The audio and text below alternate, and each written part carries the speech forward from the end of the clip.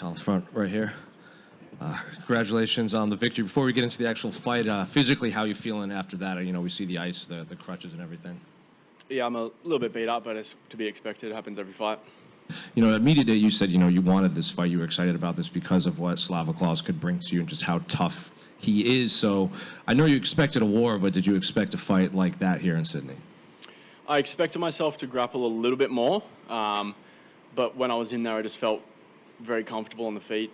I changed a few things up with my weight cut, so I was confident in my ability to take damage, to give damage, to not get tired. And most importantly, I just had fun. So when I'm having fun, I like to strike. You said you thought you would do a little bit more grappling. Was that because of what he brought to the table, or is it something you had been working on? Why did you think you'd do more grappling on this one? I just expected him to expect me to only strike. I think everyone thinks I'll only strike because I've only shown my striking. So it's like to be expected, right? So yeah, I thought it'd be a good opportunity. Every time I've spoke with Anakin that before the fight, they've always asked me, you know, why don't you grapple more? And I've said I want to keep it up my sleeve for the right fight. This wasn't necessarily that fight in the sense of just taking him down, looking for the sub only, but it was a good opportunity for me to mix it up. And I think I did it at the right times. I could feel him starting to get stalkerish. You know, he puts people on the fence, he gets his head low, and I could see he was like looking to put me out. So disrupt, go underneath, doesn't even need to finish the takedown, just, you know, reset, go back to the center and throw him off a little bit. Seemed like you had him pretty tight in the submission. I think it was the first round. It was kind of an awkward position. How tight was that? And were you surprised he popped out? Yeah, he did a good job of going belly down there for the DAS. Something weird was going on with his hand too. I can't quite remember. He was doing something weird. I remember looking at it thinking, what's he doing here? And it was creating space. So yeah, I couldn't finish that, but it's all right. I stayed on top and got some control time. Did anything in there surprise you? Because I think, you know, near the end he started to pick it up like we've seen him do. But anything in there kind of catch you off guard? I could feel him grabbing my ankle when he was on top, and I could hear his coaches telling him to sit for it. And I was like, oh, come on, guys. Like, my legs are so long. It's such a fast sit. And then he did. Last 10 seconds, he was like, oh, let's go. He sat back. Is that when you were kind of laughing at him? When the Yeah. He, Faber that were telling him to tickle me and shit. Like obviously joking, but it was funny. It was a cool moment. Like you said, your first few fights in the UFC was primarily a striking affair, and you showed your grappling in here. Do you think you've kind of put the division on notice? Because, you know, Quinlan was in here, and he was talking about this division. There's a lot of fighters in the top 15 that are reaching the end of their careers. Yeah.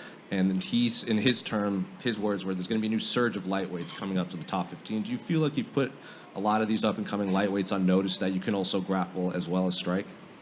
Yeah, I don't think that fight shows all of it. I mean, I've been grappling for twice as long as I've been striking. That's what I started in.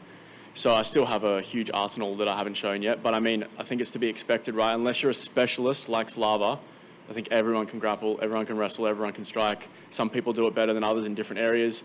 I think for me, it's more my size and my ability to throw strikes with my body type. I think that's unique for this division because obviously I'm so tall and long. And I'm predominantly long through my legs, so I can keep people at range quite well.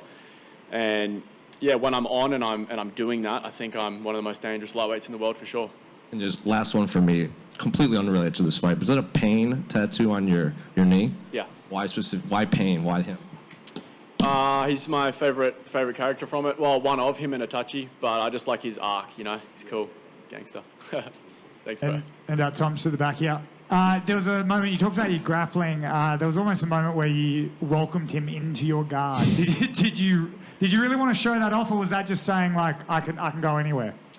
Well, I wasn't sure what he was doing. Like, his coaches were telling him to kick me there, and I was thinking, well, is he kicking me to try and get me to stand up and then, like, blast me? Because if that's the case, I'm not going to stand up. I'm just going to stomp on his leg here. But then he would walk forward, and I started up-kicking him, and obviously I split him open with that. So I'm like, well, if you're not really sure what you're going to do here, I'm just going to sit here and kick you, you know. But yeah, also if he wanted to come down to the guard, I mean, we had a minute there of just smashing each other's heads in from. And he's got crazy kickboxing experience. Did you expect, like, in all honesty, did you expect to have as much success as you did on the feet with him?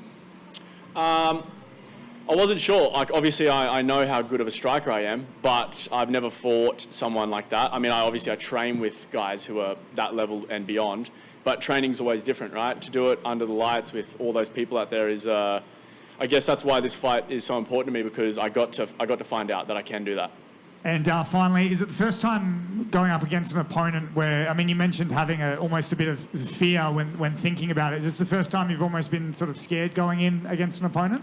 I wouldn't say scared, but I always have a healthy amount of fear and respect for my opponents. Like, I know what can happen. But for him, there was a little bit of an extra touch, obviously, for who he is and what he's done. And it's like, skill for skill, I know why the UFC put this fight together. Like Dana said it on that video, you know, it's two strikers going to punch the shit out of each other. So it's like, one of us is probably going to drop. I hope it's not me. So I changed some things up in my approach to my weight cut, and yeah, it wasn't me. What were the things that you've changed up? So for my entire professional career, I've made weight without any sort of sweat or dehydration. Like, it's all just been through diet.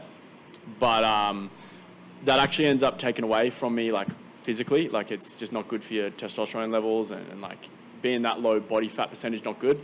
So this time I did my first sweat out since being a featherweight at 19 years old. And everything just went back to where it's meant to, you know. I don't feel bloated. Like, I usually go out there and I'm like, my vision's a little funny, I'm a little bloated. I'm like, oh man, this sucks. But tonight I felt awesome, or today. Awesome. Congrats, mate. Thank you, bro. Tom, just over here to your right, talking about that heightened kind of level of respect you had because of your opponent's previous, history with striking. You have that walking into the cage, but in the cage, in the fight, you're smiling. When you are on your back, you're moving closer to him to land up kicks. It didn't seem like there was any fear in there from you. When does that feeling shift and you realize, like, oh, we can have some fun in here? I think I achieved that at the back. My coach has a really good way of talking to me. He can tell when I'm a bit too tense, and he'll let me know. He says the right words to me, like, relax, have fun out there. He gets me in my flow state, sort of thing. So, like, the warm-up is usually quite tense and rigid, and then I relax a little bit, and then I kind of go maybe a little bit overboard with the flowiness, and then I kind of find the happy medium and rein it in.